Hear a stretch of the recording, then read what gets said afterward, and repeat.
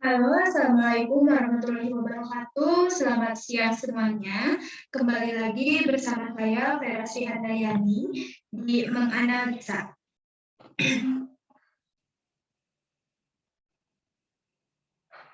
Pada kesempatan kali ini, kita akan bicara kasus, di mana kita akan mengulas berbagai jenis kasus beserta analisanya.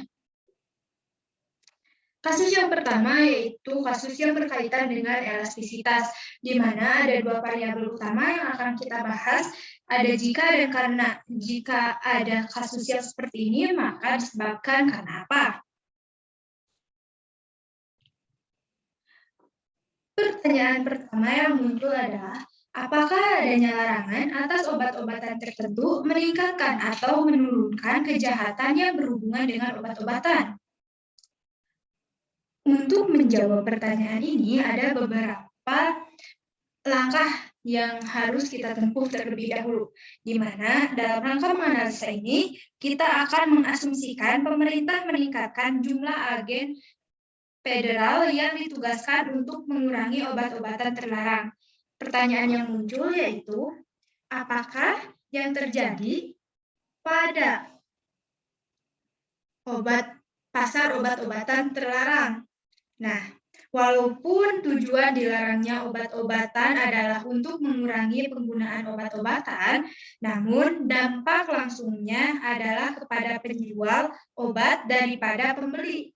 Nah, ketika pemerintah meningkatkan obat-obatan, maka adanya larangan masuknya obat-obatan ke dalam wilayahnya dan menangkap semakin banyak para pengedar. Hal ini akan meningkatkan biaya penjualan obat-obatan dan oleh karena itu akan mengurangi jumlah penawaran obat-obatan pada berbagai tingkat harga. Permintaan obat-obatan terlarang, jumlah permintaan pembelian dalam berbagai tingkat harga tidak berubah, seperti yang ditunjukkan pada gambar berikut. Nah, pada gambar di samping bisa kita simak bersama bahwa pelarangan obat-obatan ini menggeser kurva penawaran ke kiri dari S1 ke S2 dan kurva permintaan tidak berubah. Harga keseimbangan obat-obatan meningkat dari P1 ke P2 dan jumlah keseimbangan turun dari Q1 ke Q2. Turunnya jumlah keseimbangan menunjukkan pelarangan obat-obatan terlarang juga mengurangi penggunaannya. Ketika kebijakan untuk mengurangi penggunaan obatan terlarang, di mana pelarangan obat mengurangi penawaran obat-obatan dari S1 ke S permintaan untuk obat-obatan inelastis, maka jumlah total yang dibayarkan pemakai obat akan naik. Bahkan ketika jumlah pemakaian obat-obatan turun, sebaliknya pendidikan mengenai obat-obatan mengurangi permintaan obat-obatan dari D1 ke D2, seperti yang ada Anda lihat bersama ya. Nah, seperti yang Anda lihat di pendidikan mengenai obat-obatan ini, bahwa karena harga dan jumlah turun, jumlah yang dibayar oleh pemakai obat-obatan juga ikut turun. Selanjutnya ada pertanyaan, bagaimana dengan sejumlah kejahatan terkait dengan obat-obatan? Apakah larangan ini dapat meningkatkan kejahatan yang berhubungan dengan obat-obatan? Perlu diketahui bahwa karena sedikit sekali pecandu obat yang akan menghentikan kebiasaan buruk mereka karena kenaikan harga, maka kurva permintaan obat-obatan terlarang bersifat inelastis, seperti yang terlihat pada gambar. Jika permintaan inelastis, maka kenaikan harga meningkatkan pendapatan total dalam pasar obat-obatan. Artinya, karena pelarangan obat-obatan meningkatkan harga obat-obatan lebih dari berkurangnya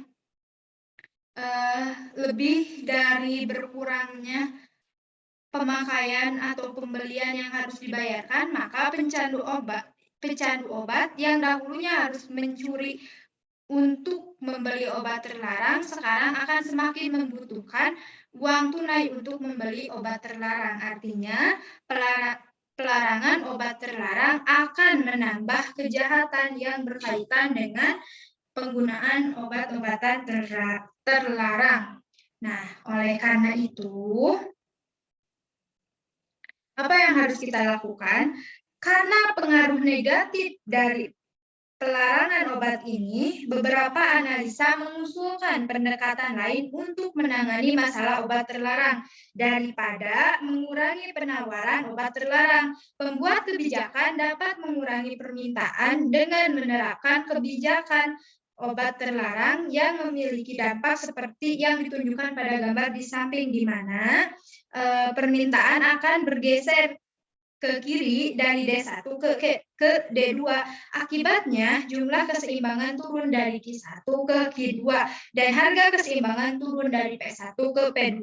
Pendapatan total, yakni harga dikalikan dengan jumlah, juga ikut turun. Dengan demikian, kebalikan dari pelanggaran obat, pendidikan tentang obat dapat mengurangi penggunaan obat dan kejahatan terkait dengan obat terlarang. Nah, selanjutnya, karena pengaruh penerapan larangan terhadap obatan ternyata buruk hasilnya, maka analisa mencoba membuat kebijakan lain. Dibanding mencoba menurunkan penawaran obat, para pembuat kebijakan mencoba mengurangi permintaan dengan membuat kebijakan mengenai pendidikan terkait obat-obatan. Pertanyaan yang muncul yaitu bagaimana dampaknya terhadap permintaan obat. Nah, permintaan obat terlarang mungkin bersifat inelastis dalam jangka pendek karena harga yang tinggi tidak lantas mempengaruhi pemakaian obat oleh para pecandu. Oleh karena itu, permintaan mungkin lebih elastis dalam jangka panjang karena harga yang tinggi akan mengurangi pemakaian obat di antara anak muda dan seiring berjalannya waktu menimbulkan pengurangan pemakaian obat. Mengapa demikian? Karena dalam hal ini, pelarangan obat akan meningkatkan kejahatan yang berhubungan dengan obat-obatan dalam jangka pendek dan akan menguranginya dalam jangka panjang. Kasus yang selanjutnya, kita akan bicara kasus yang berkaitan dengan pasar persaingan sempurna. Kita lihat, kita simak tabel di samping ini. Mari kita analisa bersama. Kita mulai menganalisa dari setiap kolomnya. Oke, dari kolom pertama terdapat jumlah galon susu yang dihasilkan oleh Smith Family Dairy Farm, di mana kolom kedua menunjukkan pendapatan total perusahaan. Biaya total termasuk biaya total ini termasuk ke dalam biaya tetap sejumlah $3, di mana pada kasus ini keuntungan ada biaya variabel yang bergantung pada jumlah yang dihasilkan, dan kolom keempat menunjukkan keuntungan perusahaan yang dihitung dari pendapatan total dikurangi biaya total. Jika tidak menghasilkan produk, peternakan kehilangan $3. Jika menghasilkan 1 galon, peternakan memperoleh keuntungan sebesar $1. Dan jika menghasilkan 2 galon, peternakan memperoleh keuntungan sebesar $4 dan seterusnya. Selanjutnya, untuk memaksimalkan keuntungan, Smith Farm memilih jumlah yang menghasilkan keuntungan sebesar-besarnya. Pada kasus ini, keuntungan dimaksimalkan saat perusahaan menghasilkan 4 atau 5 galon susu untuk keuntungan sebesar $7. Ada cara lain untuk melihat keputusan Smith Farm, di mana kita simak bersama bahwa Smith Farm dapat menemukan jumlah yang memaksimalkan keuntungan dengan membandingkan pendapatan marginal dengan biaya marginal dari setiap unit yang dihasilkan. Mengapa demikian? Karena ketika menghasilkan galon, meningkatkan keuntungan sebesar $4 dari awalnya minus $3 menjadi $1, di mana pendapatan marginal galon kedua adalah $6 dan biaya marginalnya $3, sehingga galon tersebut meningkatkan keuntungan sebesar $3 yang awalnya dari $1 menjadi $4. Selama pendapatan marginal melebihi biaya marginal, maka meningkatkan jumlah produk yang dihasilkan akan meningkatkan keuntungan. Mengapa demikian? Karena situasinya telah berbeda, di mana pada galon ke-6 akan memiliki pendapatan marginal sebesar $6 dan biaya marginalnya $7, sehingga memproduksi galon ke-6 akan mengurangi keuntungan sebesar $1. Nah, kita simak gambar di samping ini, di mana perusahaan memaksimalkan keuntungan dengan menghasilkan sejumlah barang di mana biaya marginalnya sama dengan pendapatan marginal. Oke, kita garis bawahi kata-kata ini ya.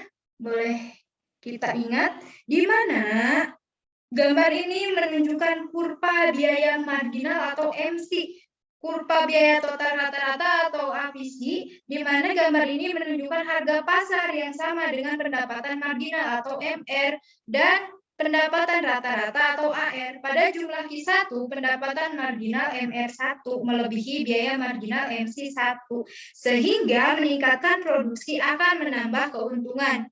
Pada jumlah Q2, biaya marginal MC2 di atas pendapatan marginal MR2, sehingga mengurangi produksi akan menambah keuntungan. Jumlah yang maksimalkan keuntungan atau Qmax ditemukan ketika garis harga berpotongan dengan kurva biaya marginal, seperti yang ditunjukkan pada gambar di samping ini. Itu untuk kasus yang kedua. Kita akan lanjut pada kasus yang ketiga, yaitu kasus yang berkaitan dengan pasar monopoli. Nah, apa sih alasan utama sehingga pasar disebut memiliki monopoli? Ini merupakan pertanyaan atau masalah yang harus kita selesaikan. Oke, kita akan coba. Nah, sebuah perusahaan katanya disebut monopoli jika perusahaan ini merupakan penjual tunggal produk atau barangnya dan jika produknya tidak memiliki substitusi atau pengganti yang mirip. Sebab mendasar monopoli adalah sekat masuk, di mana monopoli tetap menjadi penjual tunggal di pasarnya karena perusahaan lain tidak dapat memasuki pasar dan bersaing dengannya. Jadi tidak ada barang pengganti atau barang yang sama dengan barang tersebut. Jadi kalau di pasar monopoli itu hanya sifat barangnya tunggal, hanya satu, tidak akan ada di mana-mana lagi. Jadi hanya ada di pasar itu. Nah, perlu diketahui bahwa sebaliknya daripada yang saya jelaskan tadi, bahwa sekat masuk memiliki 3 sumber utama. Nah, sekat masuk ini apa? Maksudnya sekat masuk daripada pasar monopoli ini memiliki 3 sumber utama. Di antaranya, satu sumber daya penting dimiliki oleh perusahaan. Nah, jadi sumber daya yang penting ini hanya dimiliki oleh satu perusahaan. Dan yang kedua, pemerintah memberikan hak eksklusif kepada satu perusahaan untuk memproduksi barang atau jasa tertentu. Jadi tidak bersifat umum ya, hanya kepada satu perusahaan yang memang diberikan hak secara eksklusif. Yang ketiga yaitu biaya produksi menyebabkan produsen tunggal lebih efisien daripada sejumlah produsen. Itu kasus yang ketiga, dan selanjutnya kasus yang terakhir yaitu kita akan membahas kasus yang berkaitan dengan pasar oligopoli dan pasar monopolistik. Oke, kita diminta untuk apa sih katanya visioner dilema itu dan bagaimana matriksnya. Pertanyaan yang muncul adalah apakah hubungan dilema tahanan dengan pasar dan kompetisi tidak sempurna? Ini ya pertanyaannya. Oke, ternyata sebelum masuk ke sini, kita tahu bahwa anggaplah ada sebuah pasar oligopoli dengan 2 anggota di dalamnya yang bernama Iran dan Irak, di mana kedua negara ini menjual minyak mentah. Setelah negosiasi yang berlangsung lama, kedua negara ini sepakat untuk tetap menjaga produksi minyak tetap rendah guna menjaga harga minyak dunia yang tinggi. Setelah keduanya menyepakati satu level produksi, setiap negara itu harus memutuskan apakah akan bekerja sama dan menjunjung kesepakatan ini atau mengabaikannya dan menghasilkan minyak pada level yang lebih tinggi.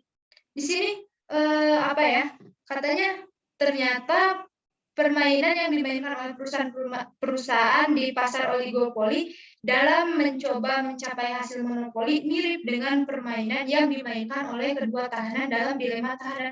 Apa yang dimaksud dengan kata-kata di samping ini? Coba kita simak bersama ya. Nah,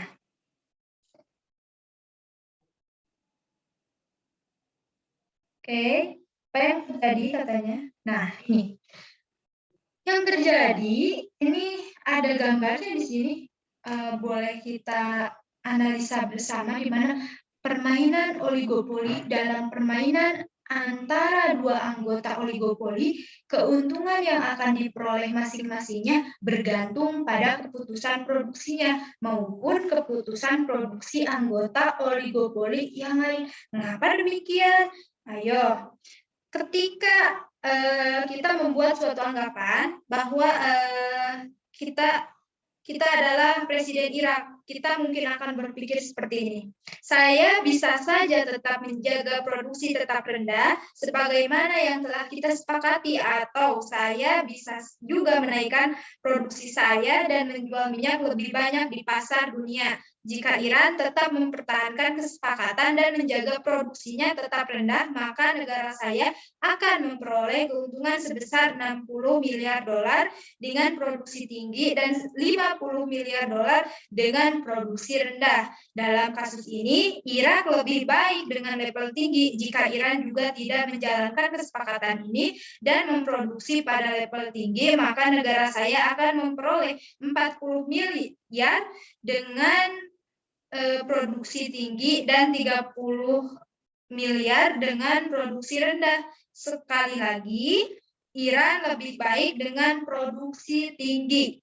Jadi, apapun yang akan dipilih oleh Iran, negara saya lebih baik mengingkari kesepakatan dan memproduksi pada level tinggi, katanya. Hasil dari analisanya adalah hasil produksi yang rendah dari sudut pandang Irak dan Iran dengan keuntungan yang rendah untuk masing-masing negara. Contoh ini menggambarkan mengapa oligopoli kesulitan dalam mempertahankan keuntungan monopoli, di mana hasil monopoli ini adalah hasil yang rasional bagi perusahaan-perusahaan oligopoli yang bekerja sama, tetapi masing-masing perusahaan ini mempunyai insentif untuk berbuat curang. Jadi ada celah untuk berbuat curang bagi perusahaan-perusahaan ini.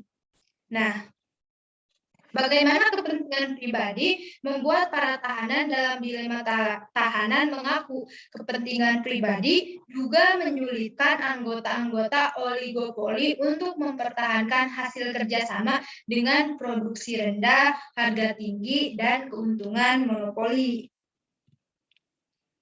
Oke, sekian pemaparan materi mengenai menganalisa pada siang hari ini.